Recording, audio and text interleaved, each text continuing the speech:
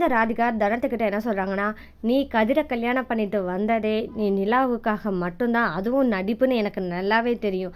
நிலாவும் வளர்ந்து வந்துட்டா கண்டிப்பாக அவள் மனசை மாறிடுவா. உன்னை எப்படி வீட்டை விட்டு வெளியே அனுப்புறதுன்னு எனக்கு நல்லா தெரியும் அப்படின்னு சொல்லிட்டு ராதிகா திமிரா பேசுகிறாங்க.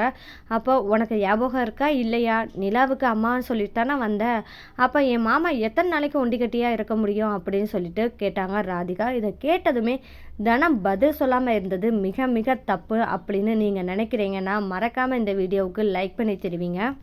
அதுவும் இல்லாமல் ராதிகா என்ன சொல்கிறாங்கன்னா, இனிமேல் ரூமுக்குன்னு வந்தால் கதவை தட்டிட்டு வாங்க அப்படின்னு சொல்லி கேட்குறாங்க. யார் வீட்டுக்குள்ளே இருந்துட்டு யாருக்கிட்ட பர்மிஷன் கேட்கணும் அப்படின்றது கூட விவஸ்தை இல்லாமல் பேசுகிற ராதிகாவுக்கு தனம் பதில் கொடுக்காம இருந்தது ரொம்பவே தப்புங்க. இந்த மாதிரி ராதிகா பேசினதுமே தனத்துக்கு ரொம்பவே கஷ்டங்க. ஏன்னா இப்போ வரைக்கும் கதிரேசன் தனக்காக எழுதின லெட்டரை உண்மையிலேயே சந்தோஷமாக ஏற்றுக்கிட்டு இருந்தாங்க தனம். அந்த தருணத்தில் பழசெல்லாம் ஞாபகப்படுத்துகிற மாதிரி ராதிகா ஞாபகப்படுத்திட்டாங்க. நிலாவுக்காக தான் தனம் கல்யாணம் பண்ணிட்டு வந்தாங்கன்னு சொன்னதும் இல்லாமல் இது ரொம்பவே வருத்தப்படுற அளவுக்கு தனத்துக்கு ஆயிடுச்சு. சரி அப்படின்னு சொல்லிட்டு தனம் அந்த லெட்டர், அதாவது கதிரேசன் எழுதின லெட்டரை படிச்சுக்கிட்டு பார்த்துக்கிட்டு இருக்க சமயத்தில் தான் அவங்க ரொம்பவே ஃபீல் பண்ணுறாங்க. என்னோட புத்திக்கு எட்டுது, நிலாவுக்காக தான் நம்ம வந்திருக்கோம்னு சொல்லிட்டு என்னோட புத்திக்கு எட்டுது, ஆனால் மனசு கேட்க மாட்டேங்குதே அப்படின்னு சொல்லிட்டு தனம் ரொம்பவே ஃபீல் பண்ணி அழுதுகிட்டு இருக்காங்க. அழுதுகிட்டு இருக்க சமயத்தில் தான் ருக்மணி அம்மா காஃபி கொடுக்குற தனத்துக்கு வராங்க. அந்த இடத்துல தான் தனத்தை பார்க்குறாங்க. என்னம்மா ஒரு மாதிரி இருக்க, உடம்பு சரியில்லையா அப்படின்னு மட்டும்தான் கேட்குறாங்க. அந்த இடத்துல தனம் தன்னோட மனசில் இருக்கிறத ருக்மணி அம்மாட்ட ஷேர் பண்ணியிருந்தா கண்டிப்பாக ருக்மணி அம்மா உதவி இருப்பாங்க. அந்த இடத்துல தான் தனம் ருக்மணி அம்மாட்ட என்ன சொல்கிறாங்கன்னா, இல்லைம்மா எனக்கு ஒரு ஆன்லைன் சவாரி இருக்குது, அதனால தான் கொஞ்சம் லேட்டாக கிளம்புனா அப்படின்னு சொல்லியிருக்கேன் அப்படின்னு சொல்லிட்டு தனம் பதில் சொல்லிடுறாங்க. இதை கேட்டதுமே ருக்மணி அம்மா சரிம்மா அப்படின்னு சொல்லி கிளம்புறாங்க. ருக்மணி அம்மா மேலேயும் தப்பு இருக்குது அப்படின்னு நினச்சா மறக்காமல் சப்போர்ட் பண்ணி ஆதரவு தெரிவிங்க. ஏன்னா தனத்தோட இத்தனை வருஷம் இருந்திருக்காங்க ருக்மணி அம்மா. தனம் எந்த இடத்துல எப்படி இருப்பாங்க அப்படின்றது கூட இன்னும் புரிஞ்சுக்காத அளவுக்கா இருக்காங்க ருக்மணி அம்மா.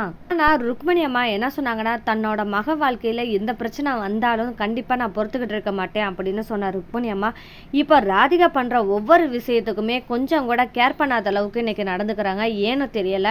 அதே இடத்துல தனத்தோட முகம் எப்படி மாறி இருக்கு. ராதிகா கதிரேசன் கிட்ட ஓவரா உரிமை எடுத்துக்கிறத நினச்சி கண்டிப்பாக ருக்மணி அம்மா தனத்துக்கிட்ட சொல்லியிருந்தாங்கன்னா கண்டிப்பாக தனமும் ருக்மணி அம்மாட்ட தன்னோட ஃபீலிங்ஸை ஷேர் பண்ணியிருப்பாங்க. ஷேர் பண்ணியிருந்தா கண்டிப்பாக அவங்களோட மனசில் ஒரு தெளிவு கிடைச்சிருக்கும். அதுக்கான சூழ்நிலை தனத்துக்கு கிடைக்காதனால தனம் என்ன செய்கிறாங்கன்னா, நம்ம நிலாவுக்காக தான் நம்ம வாழ்க்கையை வாழ போகிறோமா அப்படின்னு நினச்சா கண்டிப்பாக உண்மைதான்.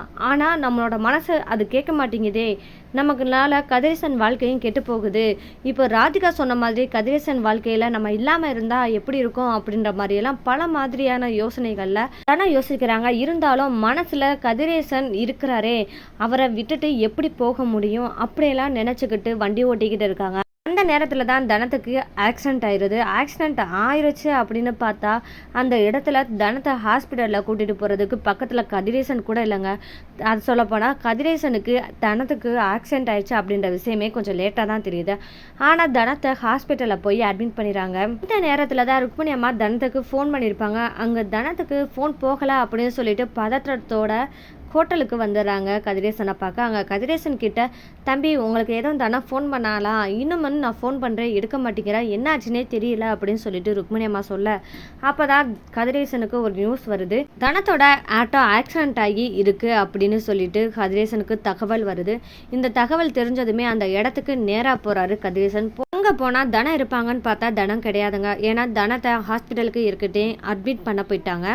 சரி அப்படின்னு சொல்லி பார்க்கும்போது ஆட்டோக்குள்ளே தனம் இருக்காங்களான்னு கதிரேசன் தேடி பார்க்குறாரு. ஆனால் அங்கே இல்லைங்க. அடுத்ததாக என்ன பண்ணனா ஹாஸ்பிட்டலுக்கு தேடி போகிறாங்க. ஆனால் அங்கே ஹாஸ்பிட்டலில் தனலட்சுமின்ற பேரில் யாருமே இல்லை, அட்மிட் ஆகலாம் அப்படின்ற விஷயத்த சொல்கிறாங்க கதிரேசன்கிட்ட. அப்படி இருக்கிற சமயத்தில் தான் பாவம் தனம் யாரும் இல்லாத மாதிரி ஒரு ஸ்ட்ரக்சரில் வச்சுருக்க போகிறாங்க தனத்தை. அந்த இடத்துல கதிரேசன் தனத்தை பார்த்துறாரு. தனத்தை பார்த்ததுமே அச்சோ தனம் என்னாச்சு அப்படின்னு சொல்லிட்டு ரொம்பவே பதட்டத்தில் இருக்காரு. போனால் ருக்மணி அம்மாவுக்கு ரொம்பவே அதிர்ச்சி ஆயிடுச்சு. என்னாச்சு தனம், உனக்கு என்னாச்சு, இப்படி தான் உன்னை பார்க்கணுமா அப்படின்னு சொல்லிட்டு ரொம்பவே ஃபீல் பண்ணி அழுதுகிட்டு இருக்க போகிறாங்க. இந்த தருணத்தில் தான் தனத்தை பார்த்ததுமே கதிரேசன் அழுதுகிட்டு இருக்க சமயத்தில் தான் ஒரு நர்ஸு வந்து, சார் உங்களுக்கு என்ன வேணும், என்ன இப்படி அழுதுகிட்டு இருக்கீங்க என்ன அப்படின்னு சொல்லும்போது தான் இவங்க என்னோட ஒய்ஃப் தனலட்சுமி, இன்னும் ட்ரீட்மெண்ட் எதுவும் பார்க்காம இப்படி வச்சுருக்கீங்களே அப்படின்னு சொல்லிட்டு கதிரேசன் கேட்க, சார் இவங்களுக்கு யாரும் இல்லாதனால தான் இப்படி படுக்க வச்சுருக்கோம் அப்படின்னு சொல்லி நர்ஸும் சொல்ல போகிறாங்க. சரிங்க, என்னோட தனத்துக்கு சீக்கிரமா ட்ரீட்மெண்ட் பாருங்க. எப்படி இருந்தாலும் என்னோட தனத்த மீட்டு குடுங்க அப்படின்னு சொல்லிட்டு ரொம்பவே கதறாரு. இந்த இடத்துல தான் டாக்டர் வராங்க. என்னாச்சு அப்படின்னு சொல்லி கேட்கும்போது, இந்த மாதிரி தனலட்சுமி உங்களுக்கு ஆக்சிடென்ட் ஆகி தான் இங்க வந்திருக்காங்க அப்படின்னு சொல்லிட்டு எல்லா இன்ஃபர்மேஷனும் சொன்னதுக்கப்புறம், சரி வாங்க ட்ரீட்மெண்ட் பார்க்க போவோம் அப்படின்னு சொல்லிட்டு டாக்டர் கூட்டிட்டு போறாங்க. உள்ள போனதுமே என்ன சொல்றாங்கன்னா, ஒரு சின்ன ஆப்ரேஷன் பண்ணணும் அப்படின்னு சொல்றாங்க. ஒரு பக்கம் நடந்துகிட்டு இருக்கும்போது தான் ராதிகாவுக்கு தனத்துக்கு ஆக்சிடென்ட் ஆயிடுச்சு அப்படின்றது தெரிய வருது. அப்ப தெரிஞ்சதுமே ராதிகா என்ன நினைக்கிறாங்கன்னா, ஆஹா! நம்ம இவள வீட்ட விட்டு எப்படி தொரத்தணும் அப்படின்னு நெனச்சோம். கதிரேசன் மாமா வாழ்க்கையில நம்ம எப்படி வரணும் அப்படின்னு நம்ம யோசிச்சுட்டு இருக்க சமயத்துல, கரெக்ட்டா நம்மளுக்கு கடவுள் உதவி பண்ணிட்டாரே! தனலட்சுமிய கரெக்ட்டா அவரோட கூட்டிட்டு போணும்னு அப்படின்னு நெனச்சுட்டு கடவுள் முடிவு பண்ணிட்டாரு போல. அதனால தான் தனத்துக்கு ஆக்சிடென்ட் ஆயிடுச்சு. இனி நம்மளுக்கு ஒண்ணும் பயம் இல்ல. இனி நம்ம ஈஸியா கதிர் மாமா வாழ்க்கையில நம்ம வந்துடலாம் அப்படின்னு சொல்லிட்டு நினைக்கிறாங்க. ரொம்பவே சந்தோஷத்துல இருக்காங்க ராதிகா. ஆனா நம்ம தனம் கண்டிப்பா மீண்டு வருவாங்க அப்படின்னு நினைக்கிறீங்கன்னா, மறக்காம சப்போர்ட் பண்ணி ஆதரவு தெரிவிங்க. இந்த மாதிரி ராதிகா நினைச்சிட்டு இருக்க சமயத்துல தான் தனம் எப்படி இருந்தாலும் மீண்டு வருவாங்க நம்ம நம்பிட்டு இருக்கோம். அது மாதிரி தான் தனத்துக்கு ஆப்ரேஷன் முடிஞ்சிருது. அடுத்ததாக தனம் கொஞ்சம் கொஞ்சமா ரெக்கவர் ஆகி வரப்போறாங்க. ரெக்கவர் ஆகி வர்றதுக்கு முழு காரணமா இருக்க போறது யாருன்னா நம்ம கதிரேசன். ஏன்னா கதிரேசன் தனத்தோட கடைசி வரைக்கும் கூட இருக்கணும்னு நினைக்கிறவர். அதனால கதிரேசன் தனத்தை நல்லபடியா பார்த்துக்கணும் அப்படின்ற காரணத்துக்காகவே கூட இருக்காரு. அந்த இடத்துல தனத்துக்கு கதிரேசன் அன்பு மற்றும் காதல் இது ரெண்டுமே தெரிய போகுது. தெரிஞ்சுக்கிட்ட தனத்துக்கு கண்டிப்பா விட்டு கொடுப்பாங்களா கதிரேசனா அப்படின்னு பார்த்தா விட்டு கொடுக்க மாட்டாங்க. இனி வர எபிசோட்ல தனம் போல்டா பேச போறாங்க. ஏன் இப்படி இது நாள் வரைக்கும் அமைதியா இருந்தாங்கன்னு அப்ப வரைக்கும் தெரியாம இருந்த தனத்துக்கு கதிரேசன் காதல் தனக்கு மட்டும்தான் சொந்தம், தனக்கு மட்டும்தான் கதிரேசன் சொந்தம் அப்படின்ற உரிமையோட பேச போறாங்க இனி வர எபிசோட்ல. இந்த மாதிரி தான் தனம் போல்டா பேசணும் அப்படின்னு நீங்களாம் நினைக்கிறீங்கன்னா, இந்த மாதிரியான சுவாரஸ்யமான நிகழ்வுகள்லாம் நீங்களும் தெரிஞ்சுக்கணும் அப்படின்னு நினைக்கிறீங்கன்னா, மறக்காம சப்போர்ட் பண்ணி ஆதரவு தெரிவிங்க. மீண்டும் சந்திப்போம்.